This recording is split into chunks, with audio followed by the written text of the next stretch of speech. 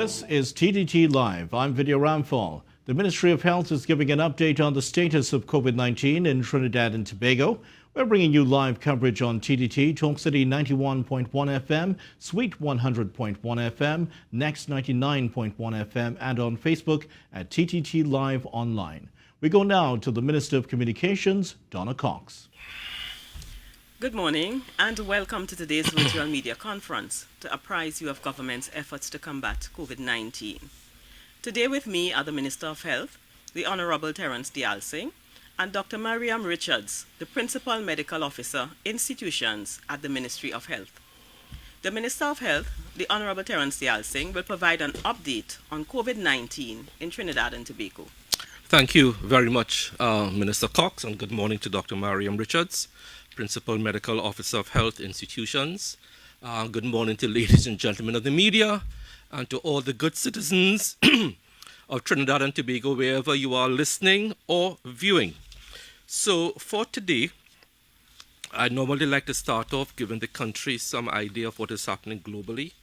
So globally, there are 7,779,429 cases.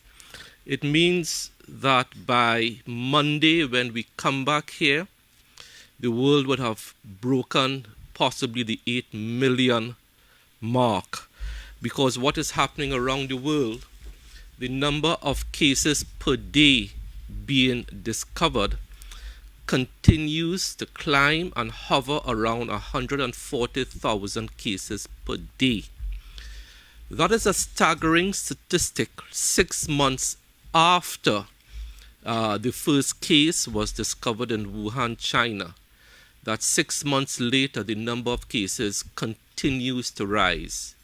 The message is the pandemic is not over. It is raging all around us. To date, 429,067 persons have died.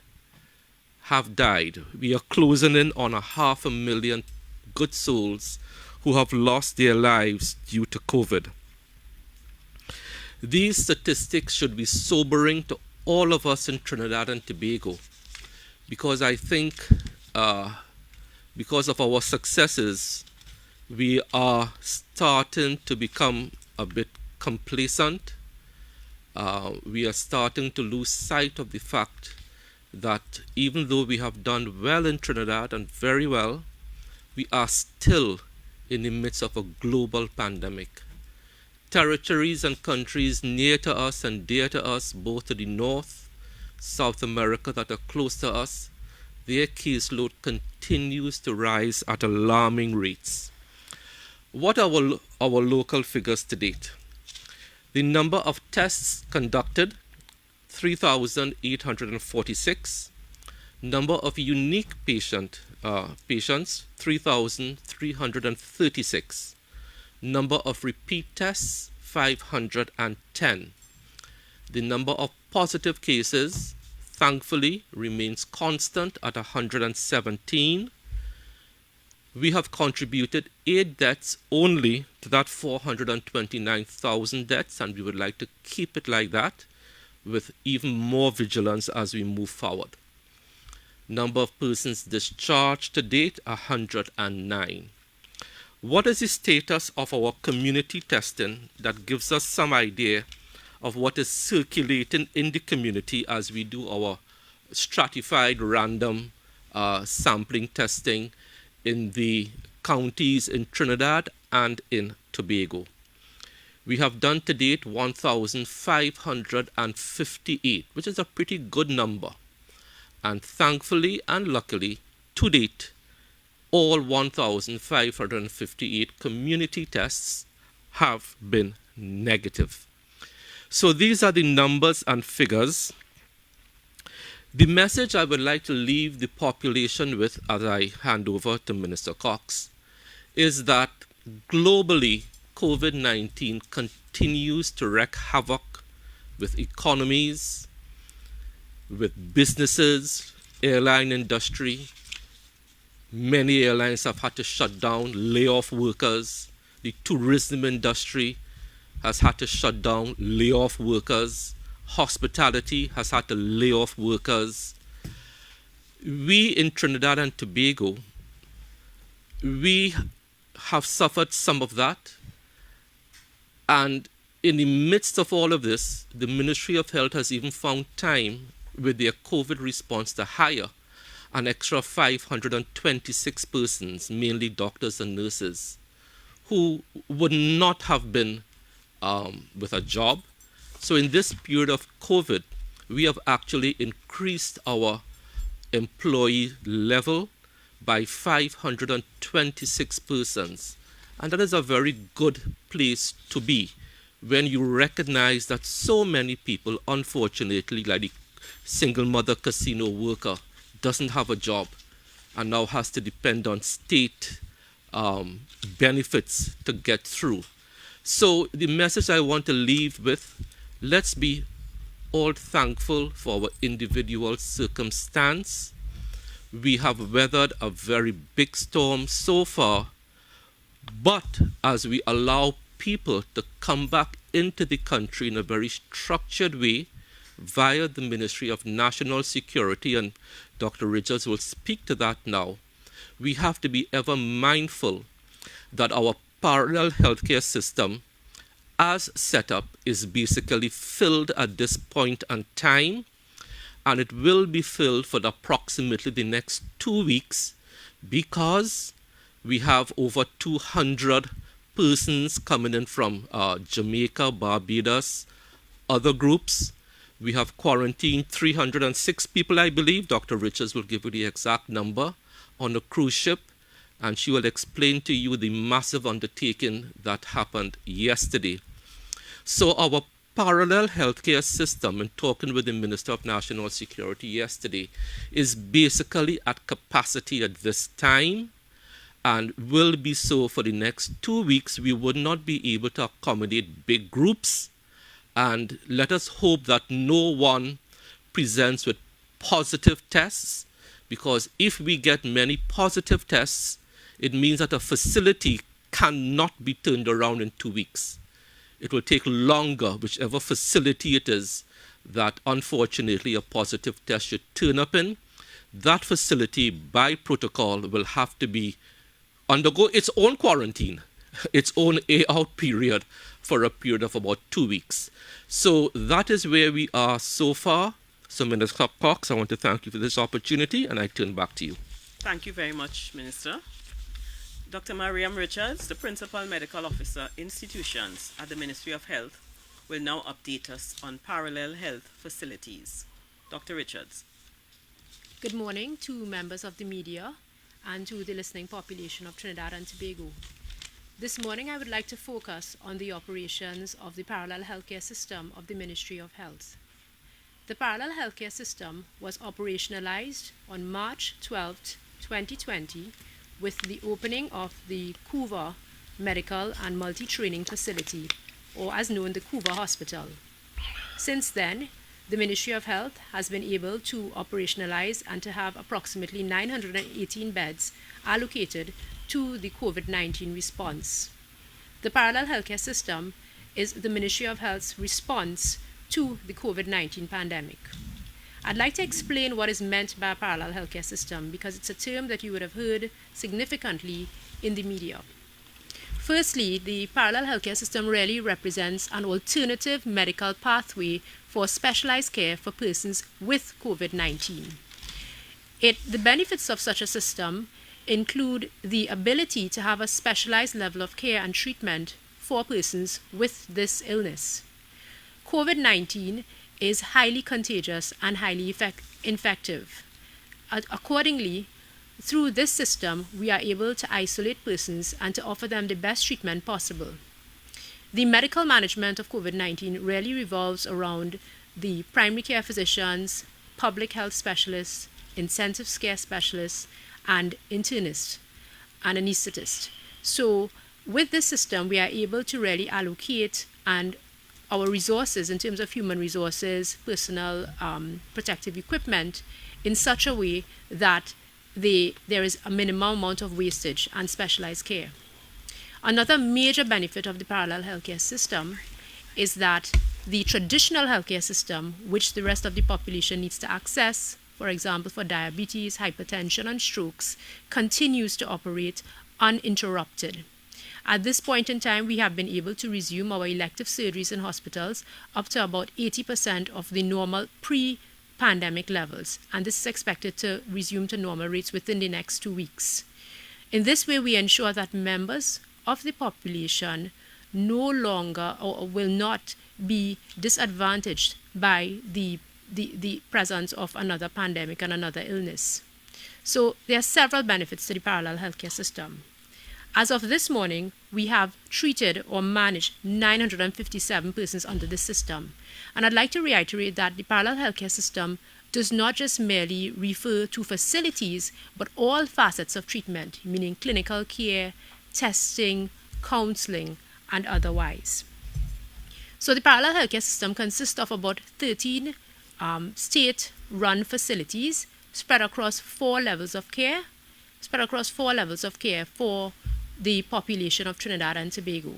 And the division of beds and spaces is really based on international standards, with about 5 to 7% allocated for ICU care, about 15 to 20% of care for ambulatory or hospital care, which would be for moderately ill patients, and the remaining for quarantine facilities.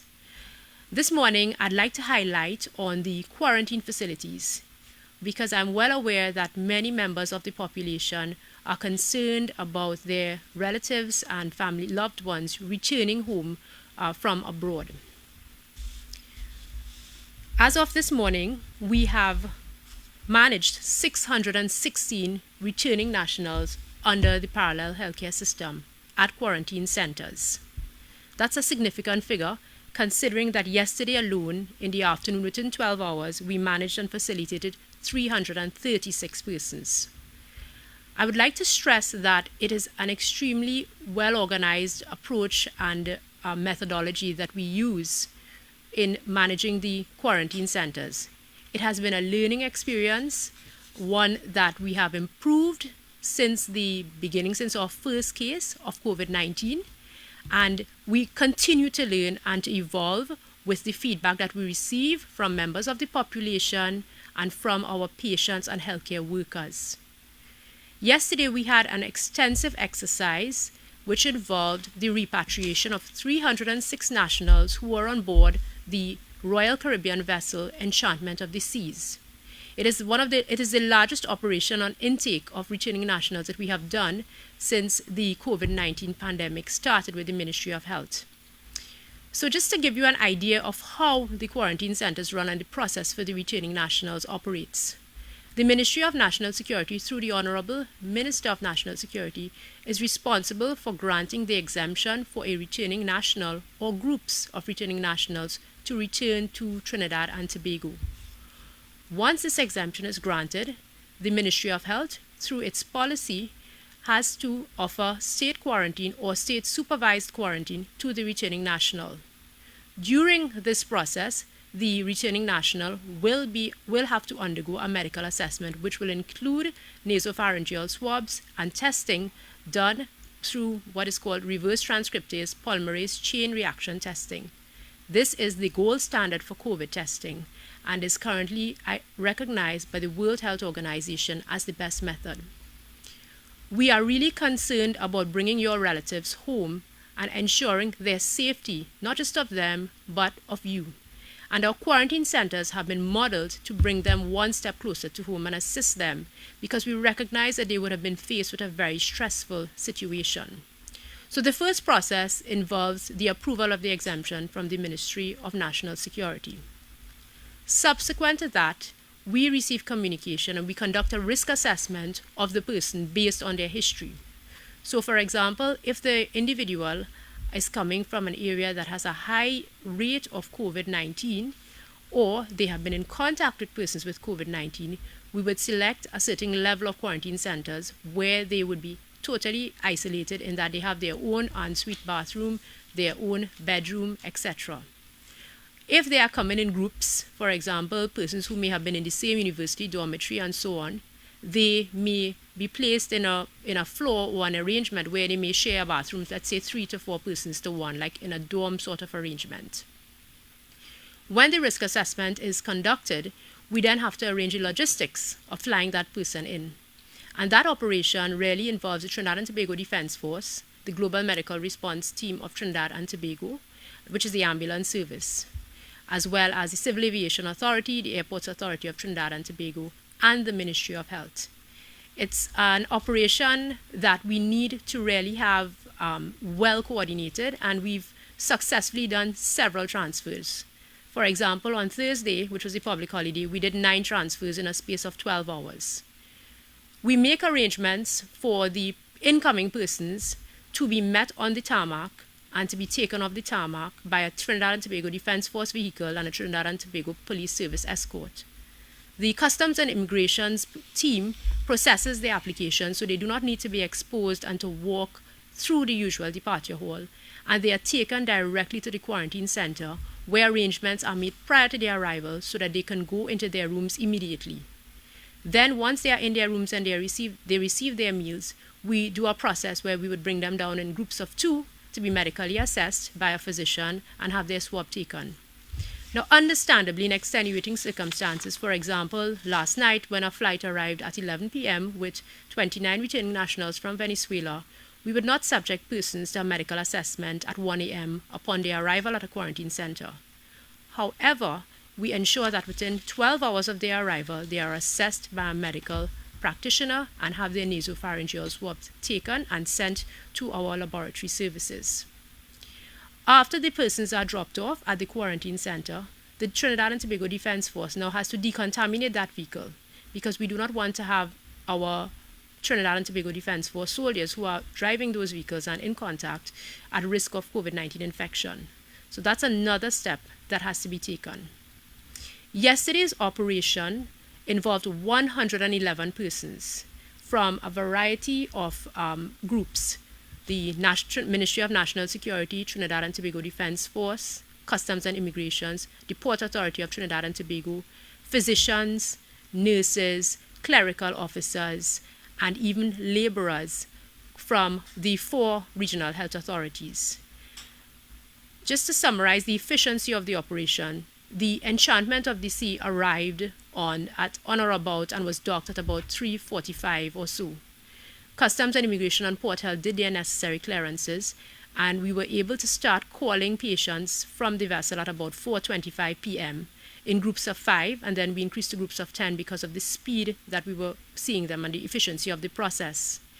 Within 2 hours and 45 minutes, we were able to medically assess and to sample all 306 persons and have them return to the Enchantment of the Seas.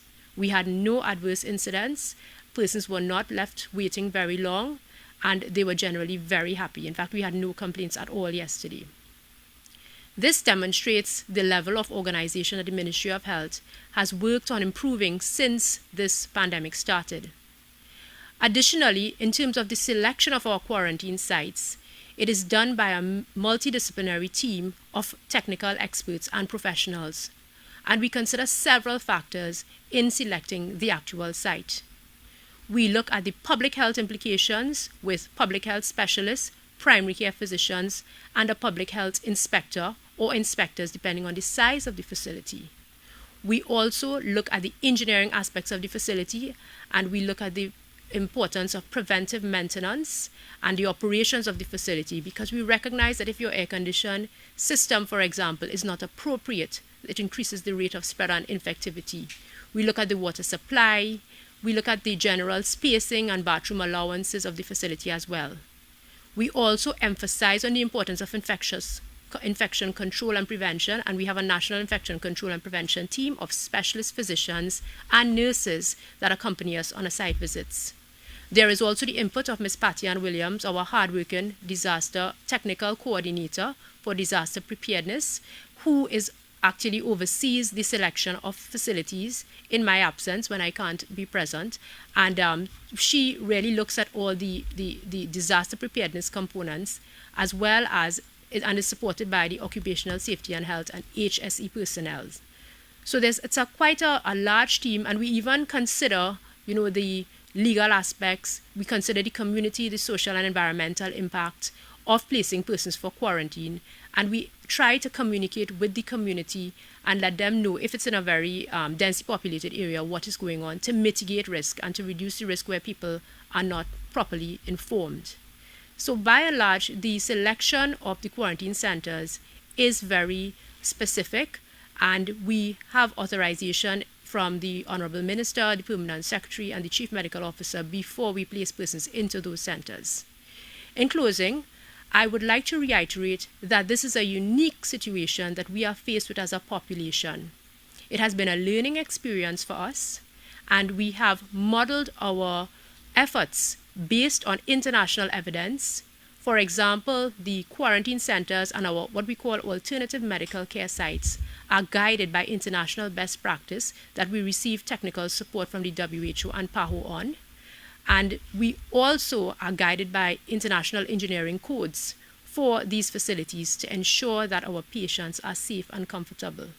So while we agree and we understand that our patients and our returning nationals are anxious to come home, we want to ensure that when you come, you have an excellent experience where you receive a high quality of care and you are safe. And so we engage multiple stakeholders and partners to ensure that your experience is essential and is excellent.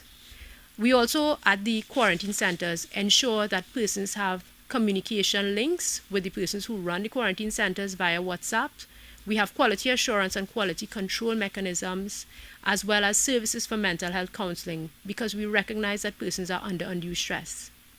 We really appreciate and we work on the feedback received by members of our population on the quarantine centers, and we try to act and really improve upon the situation. While we may not be able to satisfy every single request, every request is considered, and we try to communicate with persons at the quarantine centers or a leader possibly on a daily basis to understand if there are any issues possible.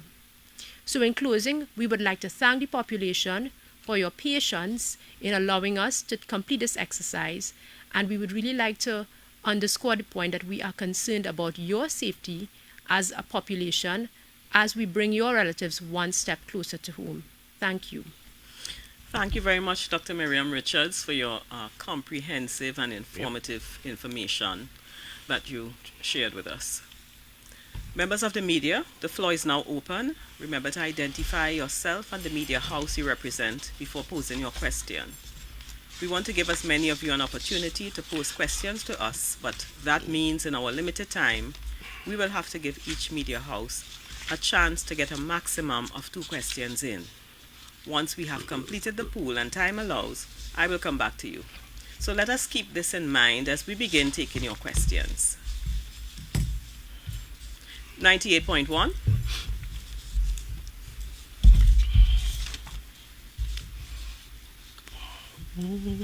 Good morning to the panel. Stephen Cummings. Morning, Mr. Cummings. Good morning. Morning.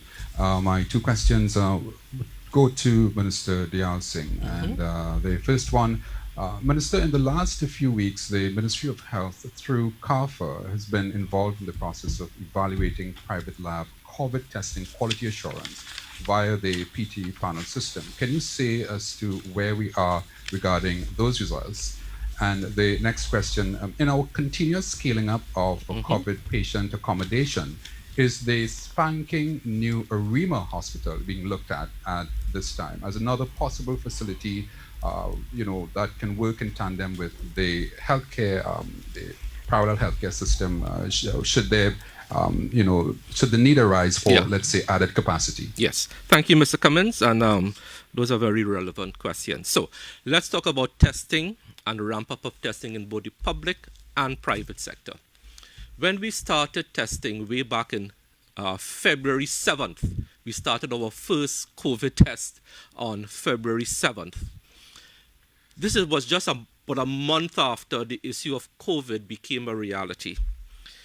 CARFA was the only lab in the CARICOM region certified to do PCR testing, which is 99.6% accurate. From that, we have evolved into having the facility at Eric Williams, on the site of Eric Williams, the UE Virology Lab, take up some slack. So that's 2 centers. Tobago received their machine.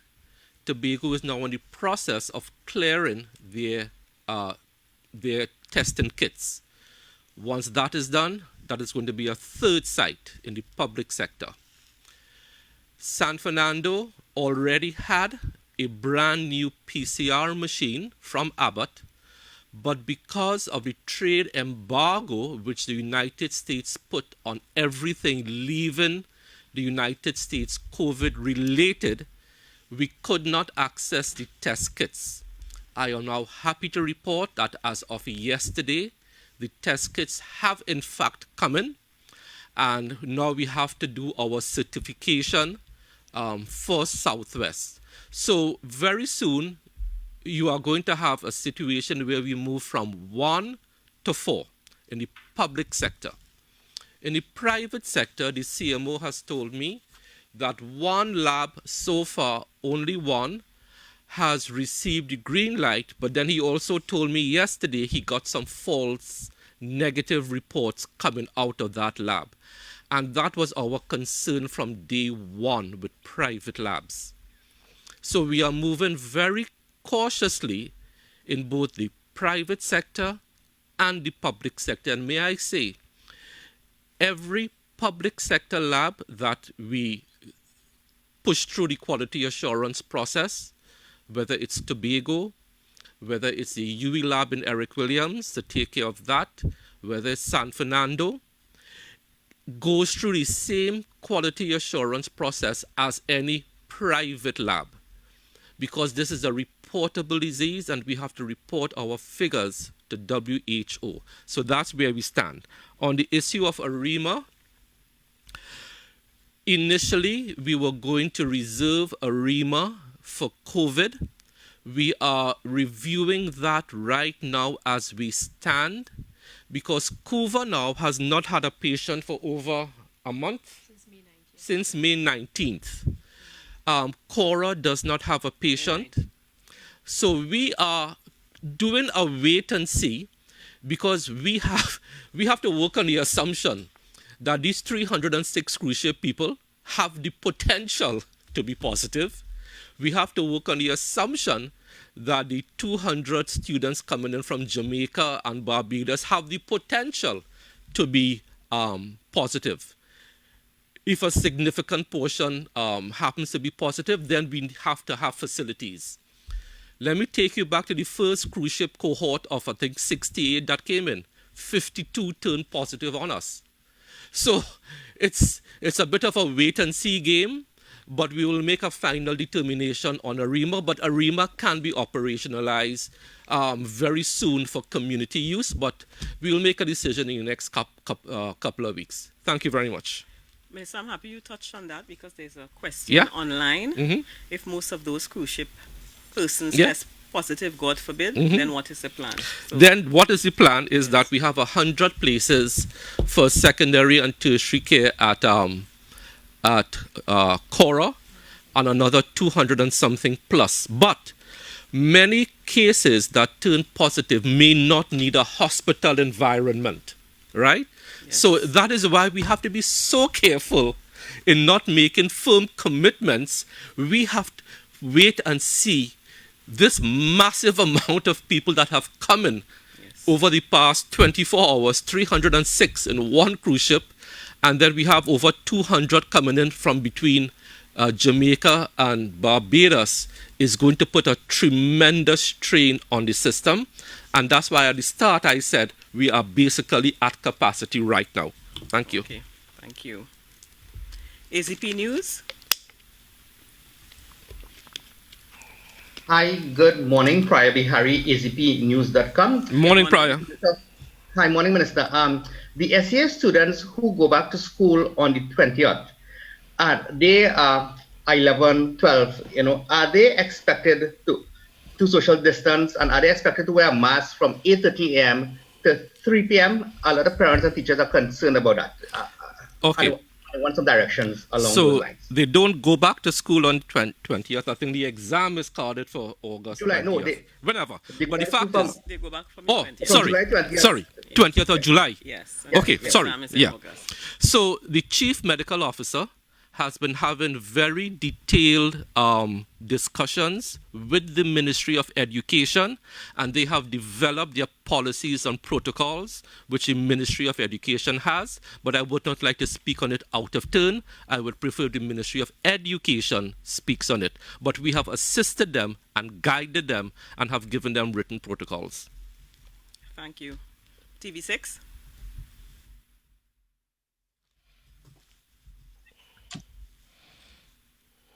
Hi, good morning, everyone. Good morning. Simple question. At what stage, seeing that quarantine is such an expensive thing upon the citizens of the country, at what stage are we going to decide where we can have persons quarantined at home? Are we going to look at each case individually, and is it something possible coming in the future as time goes by? We can have persons quarantined at home, easing up the healthcare system. Okay. The issue of quarantining at home is a very controversial one. The question is, how do you guarantee that persons will stay home? So it is not something that we are actively encouraging at this point in time. That is why we are bringing in people in a very strategic manner, working with the Minister of National Security so we could put them under state quarantine. And that is done to protect the population and even to protect those people. Because if those people turn positive and they're at home, then they infect their families. And then we start a whole spiral of cases again. So we are not considering home quarantine at this point in time because of the obvious dangers that it poses. Thank you. Thank you. Yolan Thomas.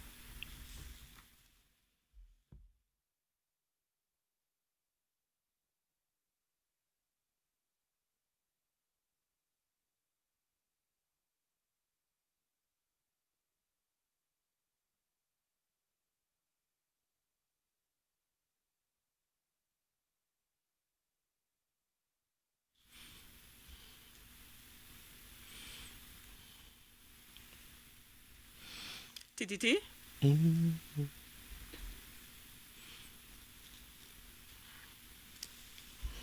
Hello? Hi. Hello, yes, we are hearing. Yes, given the fact that you stated that the system is already under strain, given that there are 500 plus persons, being hospitalized, not hospitalized, but being quarantined. Quarantine, yes.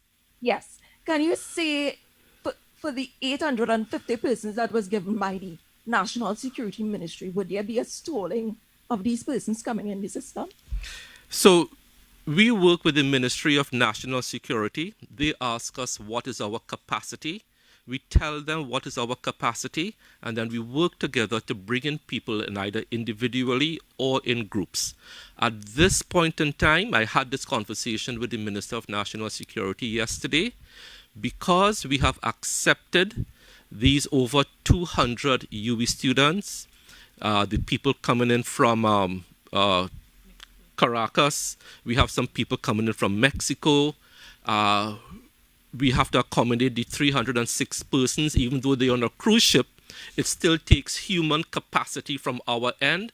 Right now, for the next 2 weeks, the Minister of National Security will work with us to see, after this 2-week period, what can be allowed to happen afterwards.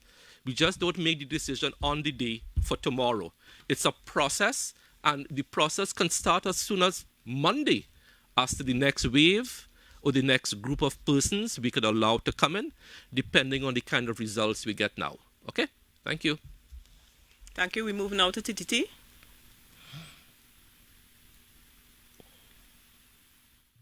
Hi, good morning. Morning. Given that the CPL wants to host here, and given that the fact that the quarantine facilities, the capacity is being used up, will that be a major factor in the decision to have the CPL here, or will spaces be made available?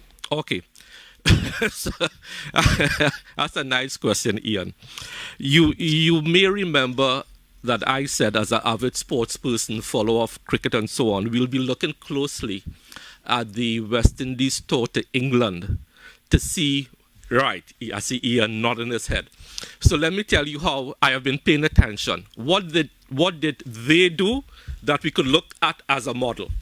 When the West Indies team arrived in Manchester, they were taken directly from the plane to the tarmac to a bus.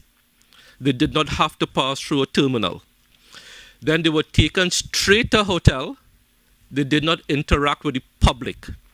And then they will be allowed to quarantine and train for 14 days before they play their first test match, I think, on July the 8th. So what you are seeing there, Ian, is a process of no mixing. They have built a sort of a bubble for the West Indies team to arrive. They were transported by private charter, land in Manchester, put on the tarmac, put on a plane, sent straight to a hotel, and then they are quarantined. So it's a model that the CPL will have to look at, and we at the Ministry of Health can provide any technical advice that they would need. But I am paying very close attention to what is going on in that tour. Thank you. Thank you. We move to Newsday. Good morning, Janelle D'Souza from Newsday. A question for Dr. Abdul Richards. How are those in quarantine aboard the cruise ship being monitored? Doctors going aboard, are they coming out and so forth? And has it been confirmed, Minister, has it been confirmed that the one person returning from Venezuela is COVID positive, and where have they all been taken? Okay, so let's go back to the issue of patient confidentiality.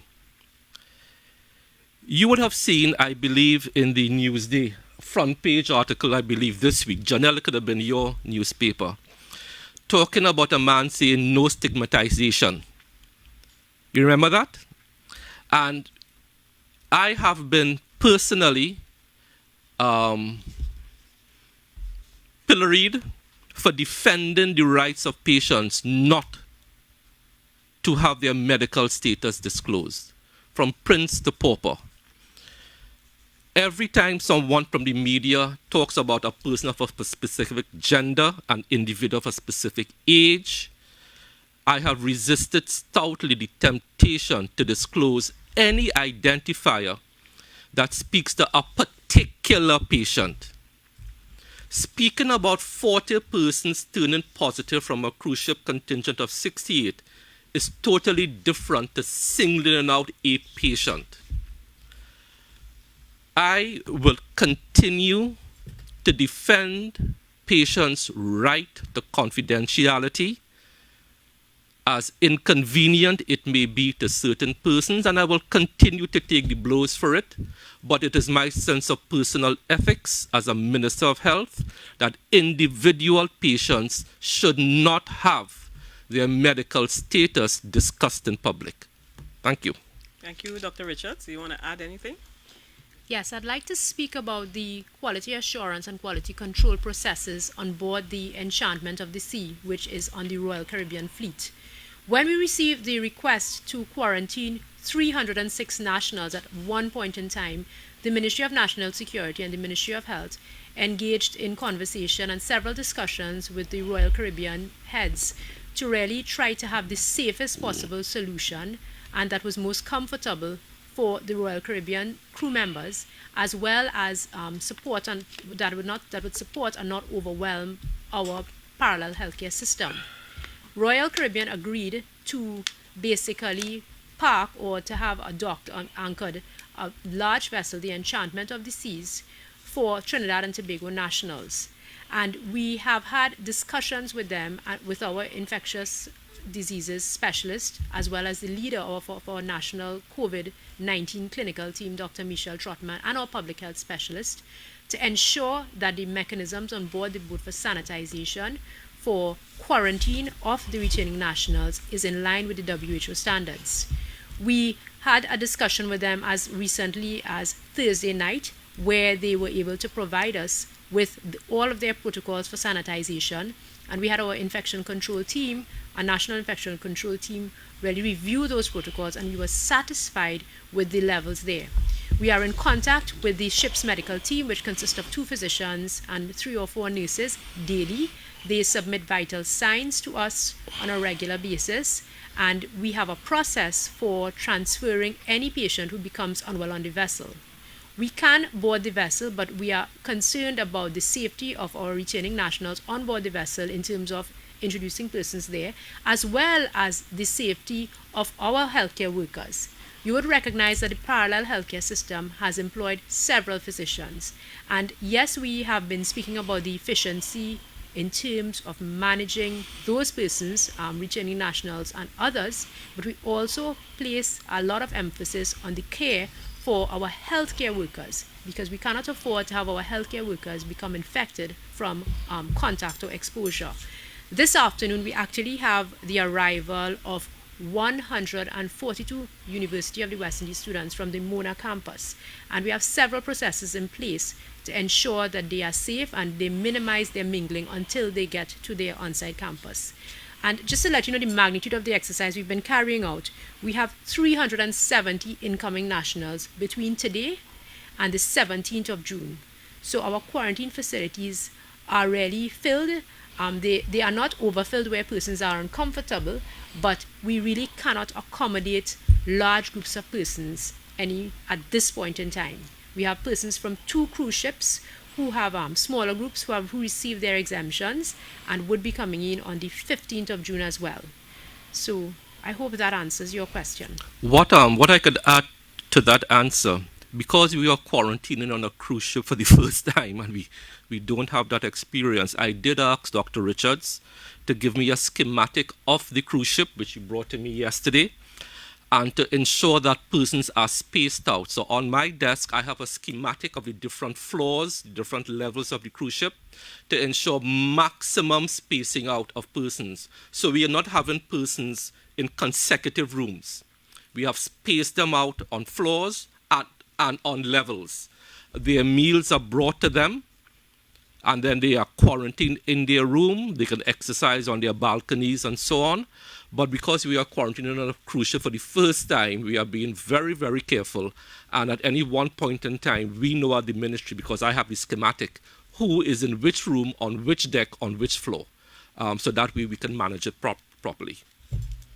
Thank you. CNC3.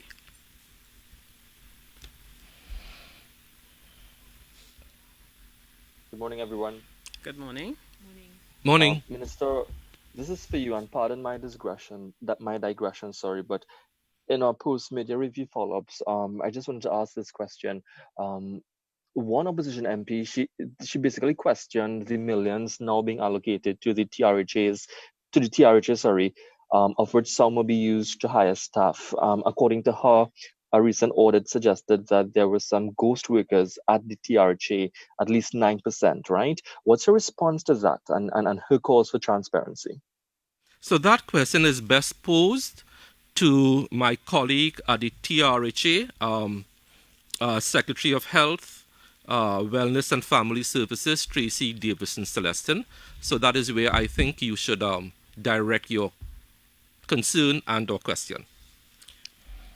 91.9. Hi, good morning. Good morning. Ministers, good morning. Morning. This is Richards. Really next to 91.9 FM.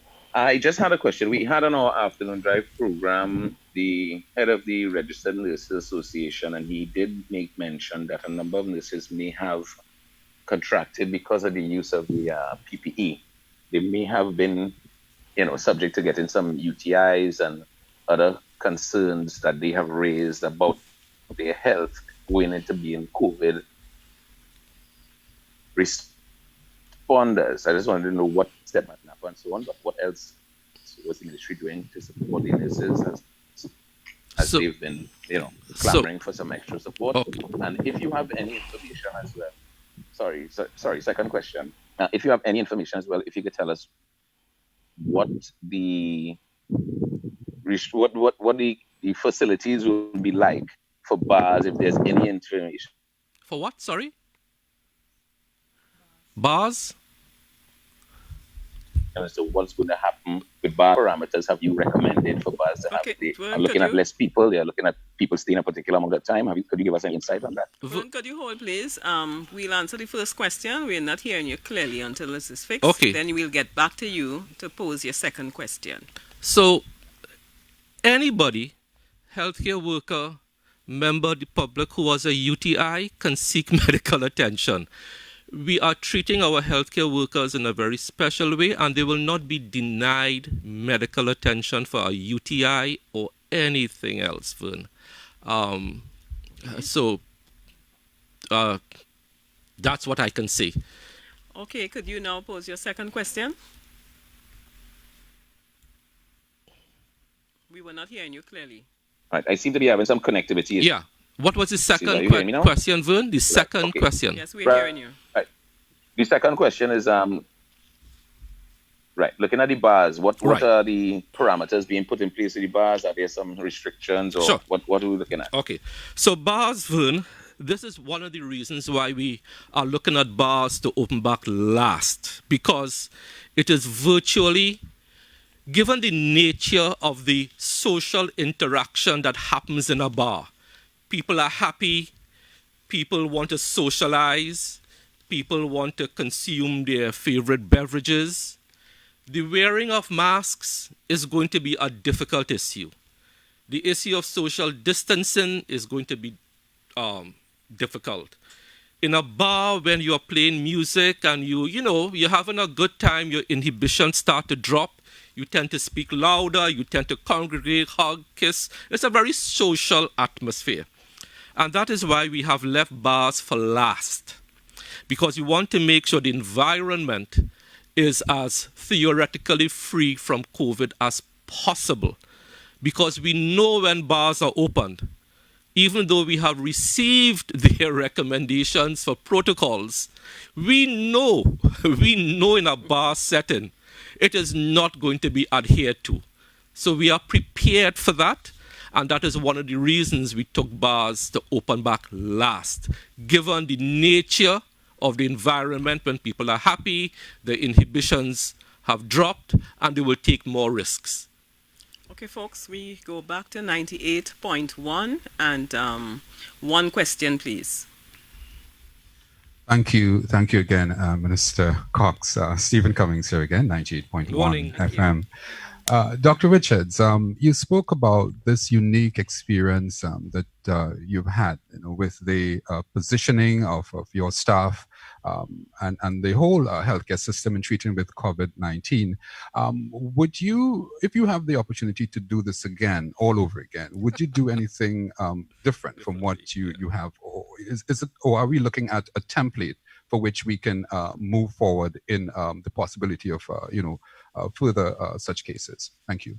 Thank you, Mr. Cummins. I think that's an excellent question that you've posed to us. And I'd like to reiterate that all along we have recognized that this is a learning process and an iterative process. It's been a process that has been guided by science and public health. We have had advice from parties such as the World Health Organization, the Pan American Health Organization, even development banks like the Inter-American Development Bank and CAF, the Latin American Development Bank, from the Caribbean Public Health Agency. And we've even learned from countries who have managed this epidemic well via teachings that they would have exposed the Ministry of Health. In terms of how we have been moving forward, we have actively engaged in receiving feedback and responding from persons and their relatives and healthcare workers who have been quarantined. For example, we've heard from relatives that the guide in terms of what can be done in and out of quarantine is really unclear. And we've really worked at our quarantine centers to have, in the past 2 months, a clear guide, what is allowed and what is not. We have heard complaints from persons within quarantine centers about their meals, and we rapidly adjust that. We recognize that persons can't have home meals at times, and we try to set our menus that replicate something that they can have at home, but that still be healthy. Because remember, the Ministry of Health is not just about COVID, but about protecting the population's health from one of our biggest scourges, which is the non-communicable disease epidemic. In terms of communication, we have improved our communication mechanisms since this pandemic began, and we have hotlines for patients and persons and their relatives to call into for mental health, for complaints. We have an incident command structure management system, so persons in quarantine and relatives can directly contact the physician or the county medical officer responsible for that quarantine center if there is a challenge. We have a patient care system and a care package system that we adapt regarding the patient's needs. And so it's a very adaptable system when it comes to ensuring the safety of the patient and the comfort of the patient. We are looking at this as an evolving model for our healthcare workers and patients to protect the patient's safety and that of the population. In terms of where we can improve, life is about continuous improvement, and we at the Ministry of Health believe in this very iterative, feedback-oriented, results-style sort of process and management. And we've been trying to improve our communication mechanisms to allay the concerns and what may be perceived as discomforts from members of the population regarding the quarantine process and the exemption process. Thank you very much. We go back to AZP News. One question, please. Hi, morning again, Priya Bihari. Morning, Priya. Good morning. Dr. Richards, when you initially spoke, you said that that yesterday you all dealt with 336 people, 306 from enchantment of the seas and 29 from Venezuela. That leaves 335. Can you tell me who is that other patient and where was that person sent, and where did he or she come from? So we allow persons in in groups or individuals, right? So 306 persons was the cohort from the enchantment of the seas. We had another 29 persons that came in from the Venezuela cohort that came in close to midnight last night. We also allow individuals, for example, employees of the oil and gas sector or maritime students or any other persons who may be on vessels that are nearby Trinidad and Tobago or in terms of docking nearby. We understand the concerns that these persons have been away from their family and may have completed their work duties, and these persons, and if the vessel is docking nearby and we have space to permit them, we try to accept the individuals. So there was an additional person, an individual that came on and who has gone into a state-supervised quarantine facility. Okay, thank you. 91.9. One question, please. Sure. Hi. Good. Hi again. Hi. Just quickly, Minister Singh or Dr. Richards, if you all could just speak to the issue of stigma and discrimination, especially with respect to recovered patients, persons returning to their communities, just to give the public some reassurance that, once these people have tested negative, they're safe and they're in their community. If you could do that, I'll be appreciated. Vern, I really want to congratulate you on raising that issue, because post that first wave of 116 cases, stigma and discrimination is going to be a real issue. We have brought Dr. Hazel Othello on this platform at least twice or three times to speak to that same issue. And I will hand over to Dr. Richards to talk on the technical aspect. Before a person is discharged or allowed to go home from any of our facilities, whether it's a treatment facility, a quarantine facility, or a step-down facility, they must receive 2 negative tests. That will give the person and their family a high degree of confidence that they are free from the virus and that they can go home. The other aspect of it, which I touched on originally, and that is why I never and will never speak on air or in private even though I am encouraged to do so by questions coming from the media about individuals.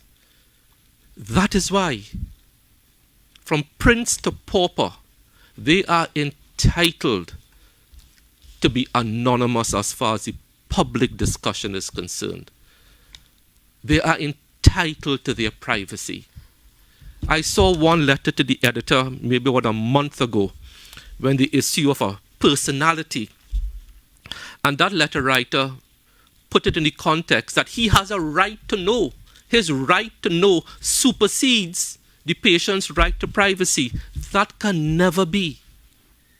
It can never be that the public's right to know about an individual's medical status is superseded by the public right to know. Never. So that is my position. If you want, we can bring back Dr. Hazel Othello to talk about stigma, discrimination, but I will turn over to my colleague who can go into some more technical details. Thank you, Vern, for highlighting the issue of mental health for COVID-19 patients and their families, because, of course, the issue of stigma and discrimination does not just apply to the individual who was tested COVID positive and who has received treatment, but to those that they come in contact with, their co-workers at the workplace, and, for example, the persons who they are in contact with at home. Now, as per stigma and discrimination, the Ministry of Health has a counseling session and counseling hotline set up by the persons at the quarantine centers. And we have our Director of Mental Health, who has really worked extensively in terms of curbing the issue of stigma and discrimination with her mechanisms and her way moving forward. So that's an issue that we are actively looking into, and we have sessions and persons in place that are there to counsel and to provide feedback for persons with discrimination. Thank you. Thank you very much. Well, we are out of time. We've come to the end of today's virtual media conference. Do remember that the Ministry of Health and the Ministry of Communications are your only credible sources of government information on COVID-19. The government has eased some of the COVID-19 restrictions as Trinidad and Tobago slowly reopens. Today, a number of our students will return to our shores from one of UWI's campuses, and they are just one of a group of thousands who will be part of the managed return of citizens to this country. All of them will be placed in state quarantine upon arrival. But we wanted to remind you that now, more than ever, we need to remain vigilant. Now is not the time to become careless and return to the way we did things before COVID-19. We have done very well up until now, but remember, the reason for our success is our well-thought-out public health strategy. And that strategy worked because many of us listened and implemented the recommendations and guidelines of our public health officials. Let us continue to do so. Let us not forget to wear our masks, wash our hands, adhere to proper hygiene, and maintain physical distancing. These are part of our arsenal in our fight against this odorless, invisible virus. We need you to keep Trinidad and Tobago healthy and safe. I am Donna Cox, Minister of Communications. Thank you for joining us today as the government continues its efforts to keep the curve flattened and beat COVID-19. Stay safe. May God bless Trinidad and Tobago.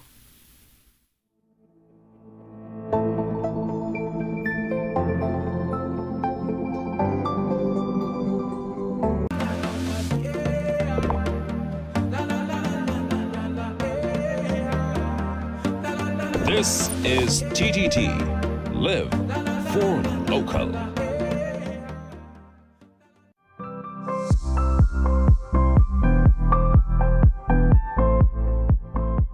Hi, good day, and welcome to the Division of Education, Innovation and Energy e-learning program. I'm one of your maths facilitators, and today I will be exploring factorization. My name is Joseph Frederick. Now, before we look at factorization, I just want us to take a look at where we have been and where we intend to go. So on